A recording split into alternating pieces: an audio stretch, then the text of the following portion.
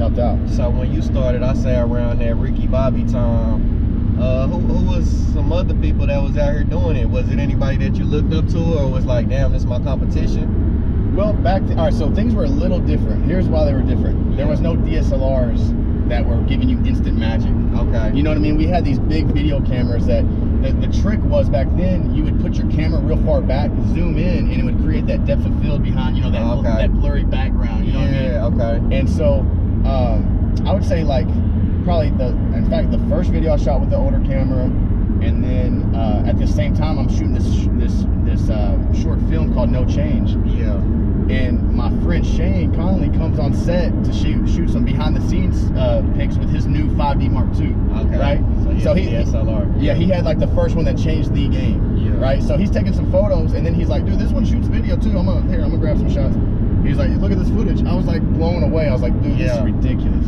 Better than what you shoot. Yeah, dude, way like crazy. Yeah. So yeah, the industry with that camera changed, man. I jumped over and got on that camera. And what was the question? Oh, well, just as far as like people at that time that was shooting. Okay, yeah, right on. So at that time there was Boomtown, Dr. Teeth, like there was no like in between people. There was only like the big guys and then us. Exactly. There was one dude that I looked at his company and thought, man, that's dope. I like, you know what, King Bear. Yeah, King Bear, Evan Kaufman, that's the dude I was about to bring up as well. Those guys during that time had a King Bear. Hell yeah, had a very good you know, portfolio of work, had a good brand out there, and I thought that was really dope. So that's definitely a transition when you think about it like that. 2010 stage, everything going digital now, like pretty much. That was it. That was 2010. Yeah, so I remember that time because even music was changing, like, you know, more internet, more mixtapes, more content, you know what I'm saying? Like, Twitter is a thing now. So I know that could kind of change everything at the same time. Like, as soon as you learn in the game, now the game kind of switched. Dude, at the same time you got in. Everything we learned in school didn't apply. It was crazy. Like, I took some things like lighting and some editing stuff, you know, and more so, I guess, just putting films together and stories together. That's another thing with some of my work. It's like my teachers crammed it in my head, like, you must tell a story. So me jumping out, you know, out there doing videos, I never had the mentality of like, hey, let's just shoot a couple scenes and be done. Like, it's a music video. No, it always had to be like a story. You know what I mean? So the DSLR, really, that kind of changed the game. Did that water the game down for you think, or the art of it?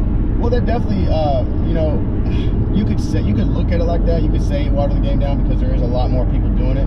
But then also, I think it makes room for people really going as hard as they can creatively now. Like, you don't have like these constraints that you did back in 2009 and below. Like, you got drones now. You don't have to rent a helicopter for $1,500 to put the camera on the gimbal and get a smooth shot. No, you take up your $1,500 toy now and get amazing shots anytime you want. Yeah, that's crazy. So that's how I think I choose to look at it. It's like, you know, it really just gave the filmmaker every tool possible now to really use his creativity to the fullest. Yeah, well, that's a positive way of looking at it, man, because when you really look at it, you know, just from a historical standpoint in the city, it was you, Boomtown, like you say, Dr. T, Beach House. It was like a few cats that you knew it was high quality videos. Juan Salas, I believe, is another one. Yeah, I went to school with all three of them. Oh, for real? King Bear, Childs, B Childs, and Juan. So we were all. So y'all were the monopoly, man. At that time, I feel like with the Dallas boogie movement and videos kind of being a new thing, like, you know, people dropping so many visuals, I kind of think at that time y'all was the monopoly. And you know, since then, the next 10 years, you done seen it's like so many names now that's like, you know what I'm saying, that's not as high quality, but it's like a lot more options. Yep. I don't know if you view that as a good or bad thing too, because it's like y'all were the only ones, and I still kind of view you as like the only one from that era that's still kind of relevant, you know what I'm saying? Well, man, I think it's a good thing, man. I think you know, there always needs to be change. There always needs to be more, you know, one guy can't shoot the whole city, you know what I mean? So Dallas is coming up, man. Dallas is you know, know, since I've been doing it in a very good light right now.